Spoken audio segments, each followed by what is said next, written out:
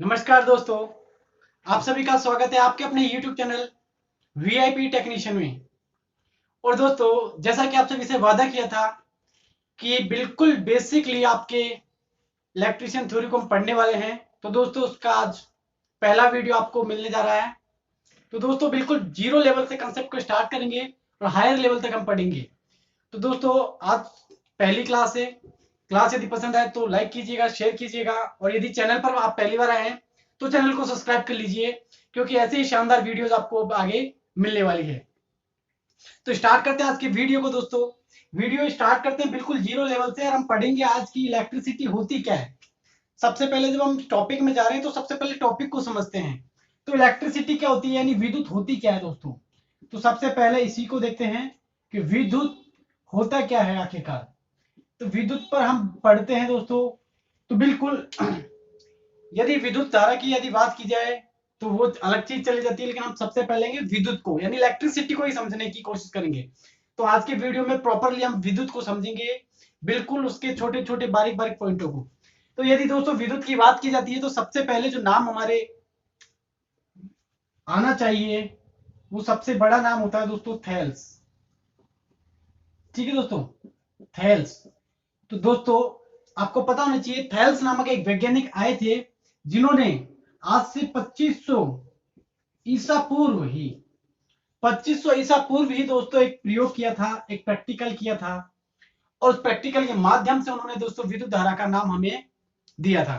तो यानी कि हम कह सकते हैं कि विद्युत धारा की विद्युत की जो आप सबसे पहले शब्द को जो यूज करने वाले थे वो थेल्स थे। हमारे सामने आज जो विद्युत शब्द है उसकी जो खोज की है वो थेल्स थे। तो क्या किया था दोस्तों उन्होंने उस प्रैक्टिकल में, उस प्रयोग में।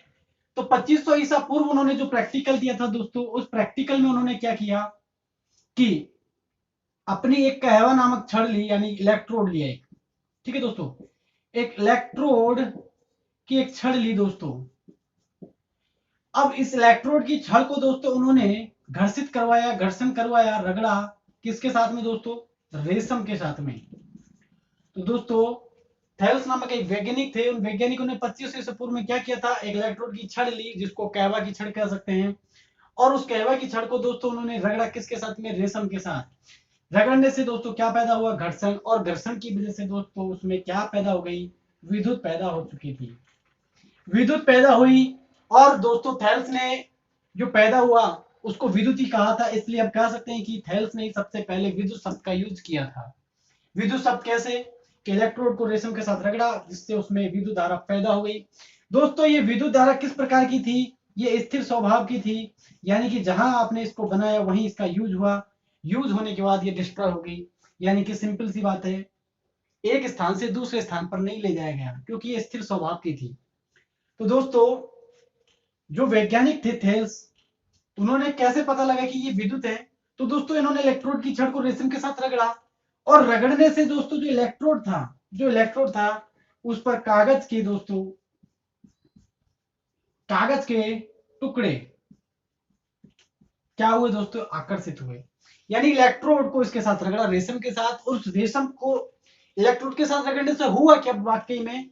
तो वाकई में हुआ क्या कि जो रेशम के अंदर जो मुक्त इलेक्ट्रॉन्स थे वो किस में चले गए? इसमें इलेक्ट्रोड में, इस छड़ के अंदर चले गए, जिसकी वजह से दोस्तों इसमें कागज के जो टुकड़ों को अपनी ओर आकर्षित करना स्टार्ट कर दिया। उसे फाइनली इन्होंने विद्युत कहा। ये विद्युत स्थिर स्वभाव की पाई गई, यानी कि जिसे हम एक स्थान से दूसरे स्थान पर नहीं ले जा सकते, ना ही उसे हम स्टोर करके रख सकते हैं। ठीक है दोस्तों, चलिए तो अच्छी बात है। तो सबसे पहले आपको ये नाम याद होना चाहिए, थेल्स। दोस्तों अब आप कहेंगे कि भाई थेल्स के दिमाग में ऐसा क्या आया, कि 2500 ईसा पूर्व जिस समय की हम कह सकते हैं कि बहुत ही पुराना युग कह सकते हैं, बहुत ही जिस समय आदिवासी टाइप में हम अधिकतर जनसंख्या जी रही थी, उस समय उनके दिमाग में इतनी बड़ी चीज कहां से आ गई? तो दोस्तों थेल्स ने, जब वो छोटे थे तब से ही वो सोचते थे कि दोस्तों अपने जो बादल होता है, बादल से आपको पता ही है दोस्तों, बादल से क्या होती है? आपकी इलेक्ट्रिसिटी पैदा होती है। कब? जब दोस्तों आपका बारिश का मौसम होता है, उस समय आपने देखा होगा कि बादल के द्वारा भी दोस्तों विद्युत धारा या इलेक्ट्रिसिटी, ठीक है, इलेक्ट्रिसिटी प्राप्त की जा सकती है। कब? जिस समय दोस्तों बारिश का मौसम होता है। तो थेल्स उस समय क्या होता था दोस्तों कि नॉर्मली जब भी रेन्स होती थी, बारिश होती थी, उस समय बादल गरजते थे, आपस में टकराते थे और उसकी वजह से दोस्तों कहीं किसी भी प्रॉपरली एक जगह पर इलेक्ट्रिसिटी, विद्युत गिर जाती थी। तो उसी से लेके थेल्स थोड़ा प्रेरित हुए, उन्होंने सोचा कि ये आखिरकार चीज क्या है, इस पर खोज की जाए। उन्होंने इस खोज को अपने हिसाब से छोटे रूप में इसको यहाँ प्रैक्टिकली किया। देन उन्होंने इसको अच्छे तरीके से, जो इलेक्ट्रिसिटी कौन सी है, बादल में जो इलेक्ट्रिसिटी होती है, उसको अच्छे से डिस्क्रिप्ट किया। क्या बताया कि भाई क्या होता है कि आपके जो बादल बनते हैं, जब आपकी गर्मी बनती है, गर्मी की वजह से जो अपना समुद्र होता है उसका पानी वाष्पित होके ऊपर चला जाता है, ठीक है, ऊपर जाके वो बादल का रूप ले लेता है, और जब दोस्तों हवाएं चलती है वो आपस में एक दूसरे से टकराते हैं। ठीक है दोस्तों, क्या होता है कि नीचे समुद्र होता है, समुद्र का पानी ऊपर जाके एक से छोटे छोटे बादल के रूप में इकट्ठा हो जाता है। इस तरीके से छोटे छोटे बादल बनते हैं, और जब दोस्तों हवा चलती है तो ये आपस में एक दूसरे से क्या होते हैं दोस्तों, टकरा जाते हैं। एक दूसरे से क्या होते हैं दोस्तों, टकराते हैं।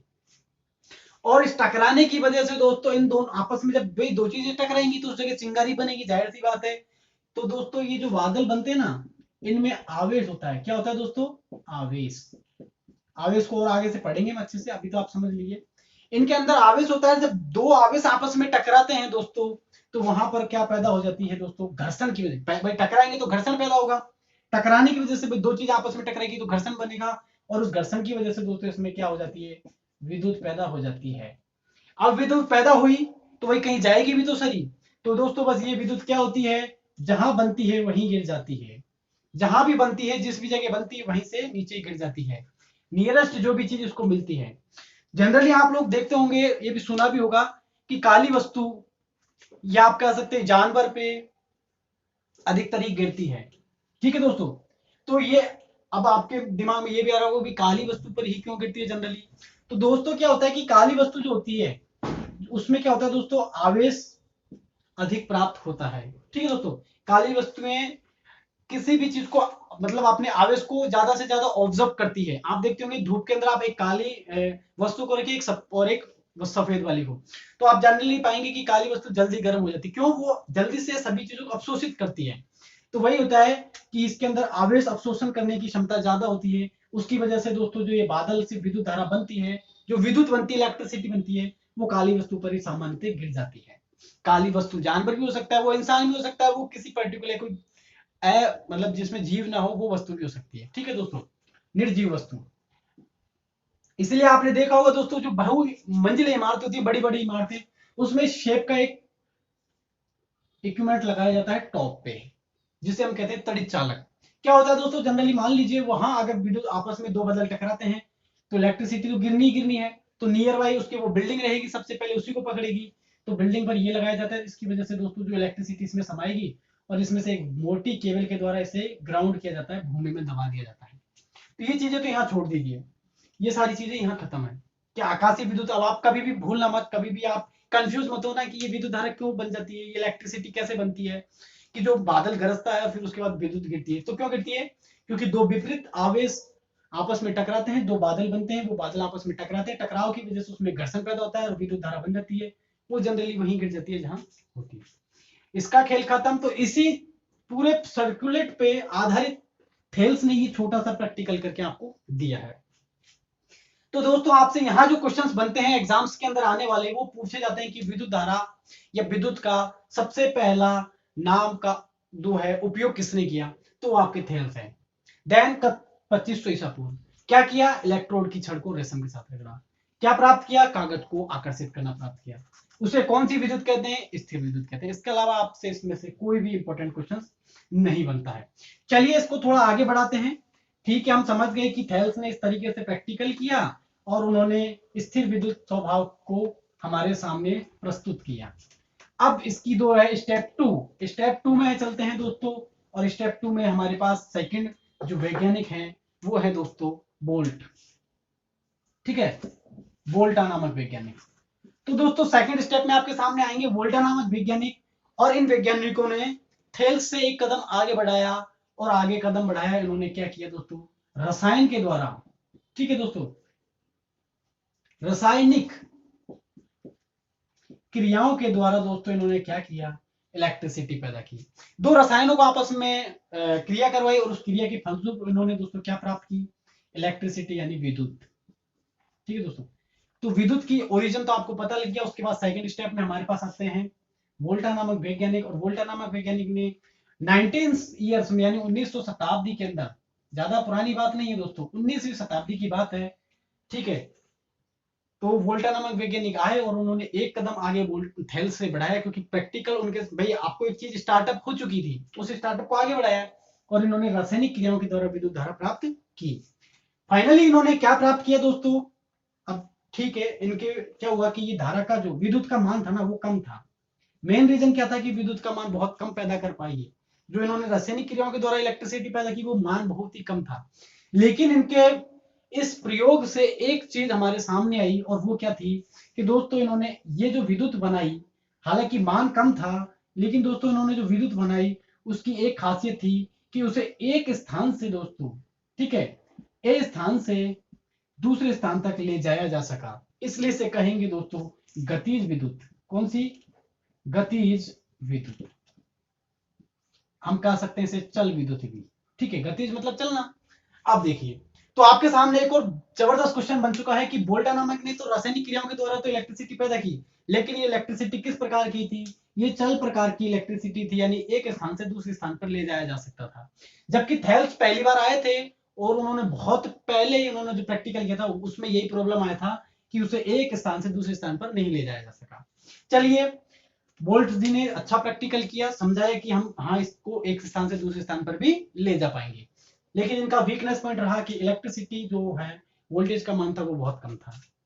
दोस्तों इसके बाद क्रांति आई इलेक्ट्रिसिटी डिपार्टमेंट, जिसे हम कह सकते हैं इस इलेक्ट्रिक पूरे एनवायरमेंट को, पूरी दुनिया को चेंज कर दिया, जब आए हमारे पास दोस्तों फैराडे नामक वैज्ञानिक। क्या थे दोस्तों, फैराडे नामक वैज्ञानिक। जब फैराडे आए तो दोस्तों उन्होंने पूरी सोच ही चेंज कर दी सबकी, पूरी एकदम ये कह सकते हैं कि आज जो हम अनुप्रयोग करते जा रहे हैं इलेक्ट्रिसिटी पे, और भी बहुत चीजें आप आगे से आगे प्रैक्टिकल कर रहे हैं, उसका बेस नींव इन्होंने रखा पूरा प्रैक्टिकली। तो दोस्तों फैराडे नामक वैज्ञानिक आए, वोल्ट के बाद ही आए थे, वोल्टा नामक तो 19वीं शताब्दी में ही आए थे ये भी दोस्तों, है ना। आप पूछ सकते हैं कई बार कि 19वीं शताब्दी में ही आए थे। चलो, 19वीं शताब्दी में आपके पास फैराडे आए, और फैराडे ने क्या किया दोस्तों, चुंबकीय बल रेखाओं के मध्य, चुंबकीय बल रेखाओं के मध्य दोस्तों किसको, चालक को घुमाकर ईएमएफ पैदा कर लिया। ठीक है दोस्तों, तो फैराडे नामक वैज्ञानिक आए, वैज्ञानिक ने क्या किया कि इन्होंने कुछ अलग ही अपनाया। पहले जैसे हमारे पास थेल्स आए थे, थेल्स ने क्या किया था, रगड़न यानी घर्षण से। फिर बोल्ट आए थे तो उन्होंने रासायनिक क्रियाएं करवाई। अब फैराडे आए दोस्तों, उन्होंने क्या किया कि कुछ अलग ही प्रैक्टिकल किया कि चुंबकीय बल रेखाएं यानी दो मैग्नेट इधर रखे, जैसे एक मैग्नेट ये रहा, एक मैग्नेट ये रहा दोस्तों, एन और एस बन चुके हैं, पोल्स अलग अलग बनी जाते हैं ऑटोमेटिक, आपको पता ही है। एन और एस दो पोल्स लिए और उन पोल्स के बीच में कोई एक चालक वस्तु, एक कंडक्टर रखा। इस कंडक्टर को इन्होंने घुमाया, और इस घुमाने से दोस्तों इस चालक में घूमने की वजह से क्या जनरेट हो गया, ईएमएफ हो गया। और यही इलेक्ट्रिसिटी की सबसे बड़ी दोस्तों आप कह सकते हैं क्रांति थी। तो यहां से दोस्तों क्वेश्चन क्या बनता है कि चल विद्युत, ये भी चल विद्युत ही थी, इसे भी एक स्थान से दूसरे स्थान पे ले जा सकते हैं, लेकिन दोस्तों इन्होंने क्या किया, कुछ अलग ही प्रैक्टिकल किया, जिसकी वजह से दोस्तों ईएमएफ का मान अधिक रहा। ठीक है, तो मान क्या किया इन्होंने दोस्तों, ज्यादा प्राप्त किया। बस यही तो करना था, इलेक्ट्रिसिटी एक स्थान से दूसरे स्थान पे तो जा रही थी, वोल्टा भी लेके जा रहे थे, लेकिन थेल्स ने से क्या, मान को और ज्यादा बढ़ाया गया। अब देखिए दोस्तों, यहां से जो आपके एग्जाम्स में क्वेश्चन बनते हैं वो क्या बन सकते हैं, फैराडे नामक वैज्ञानिक ने तो इस लॉ को आप जरूर याद रखिएगा कि चुंबकीय बल रेखाओं के बीच में एक चालक को घुमाया, उसकी वजह से इसमें इलेक्ट्रिसिटी पैदा की। ठीक है दोस्तों, तो ज्यादा कुछ नहीं, 19 शताब्दी, ये भी 1900 शताब्दी में आपके सामने आए थे। यहां से दोस्तों अब आपके प्रॉपरली जो हम कहते हैं ना कि एसी होती है, डीसी होती है, स्थिर विद्युत होती है, उन सबको एक एक चीज से हम पूछ सकते हैं। दोस्तों आपने अभी यहां तक ये चीजें पढ़ ली है, जाहिर सी बात है चीजें समझ में भी आ गई होगी, ज्यादा कुछ हार्ड नहीं है, ये बेसिक कंसेप्ट है। ठीक है, ये आपसे पूछे ना जाए तो आपको थोड़ा याद होनी चाहिए कि स्टार्टअप, इनिशियल स्टार्टअप कैसे हुआ, वो चीज आपको कंफर्म होनी चाहिए। अब देखिए दोस्तों, तीनों वैज्ञानिक को उसको हम देख लेते हैं वापस। सबसे पहले आए थे थेल्स, ठीक है दोस्तों। उसके बाद आए थे दोस्तों वोल्टा। उसके बाद आए थे दोस्तों फैराडे। दोस्तों थेल्स आए थे, उन्होंने कौन सी विद्युत थी? स्थिर विद्युत। तो स्थिर विद्युत की खोज किसने की, पूछा जा सकता है। तो स्थिर विद्युत की खोज किसने की दोस्तों? आपकी स्थिर विद्युत की खोज आपकी दोस्तों थेल्स ने की। पूछा जाता है बहुत बार एग्जाम से। देन दोस्तों बोल्ट आता है, तो गतिज विद्युत की खोज की। लेकिन गतिज में हम दो प्रकार की पढ़ते हैं, एसी और डीसी। तो डीसी गतिज विद्युत, चल विद्युत लिख देते हैं उसको हम, चल विद्युत। यहां से आपका एक और कॉन्सेप्ट क्लियर है कि चल विद्युत की तो की, लेकिन कौन सी? डीसी प्रकार की। इसको हम और अच्छे से पढ़ेंगे, डीसी क्या होती है, एसी क्या होती है। यहां पर आए फेराडे, तो फेराडे ने दोस्तों वही चल विद्युत, लेकिन इसमें इन्होंने की वो डीसी दोस्तों, एसी चल विद्युत। दोस्तों ये कॉन्सेप्ट अच्छे से याद रखना है। कौन से सन में? तो 2500 ईसा पूर्व। ये नहीं पूछा जाता है जनरली। इनका पूछा जाए तो 19 शताब्दी पूछा जाएगा। इनका भी 19 शताब्दी यानी 1900 शताब्दी में, 19वीं शताब्दी 1900 शताब्दी ये हो जाएंगे। इसके बाद अगर यदि क्वेश्चन पूछा जाए तो क्या किया गया था, तो ये आपको पता ही कि घर्षण के द्वारा।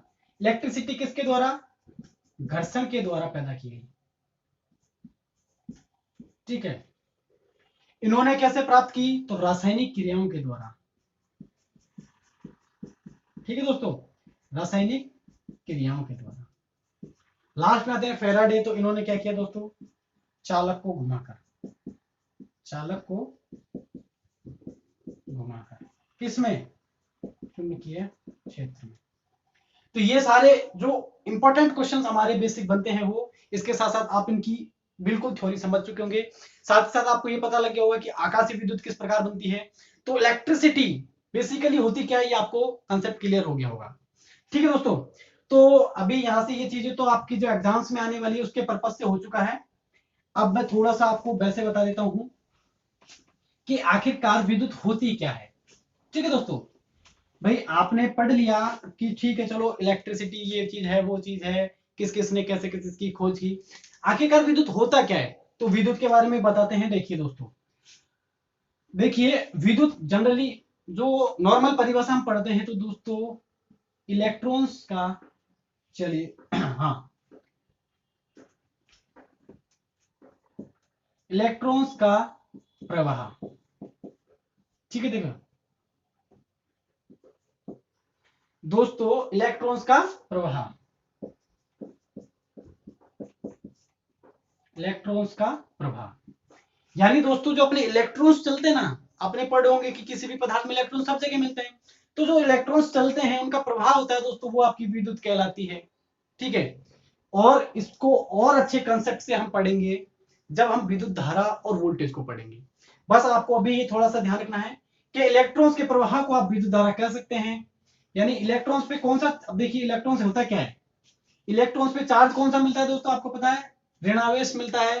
तो इसको भी कह सकते हैं कि आवेश प्रवाह की दर को भी क्या कहते हैं, आवेश प्रवाह की दर को क्या कहते हैं दोस्तों, आवेश प्रवाह की दर को भी विद्युत कहते हैं, इलेक्ट्रिसिटी कहते हैं।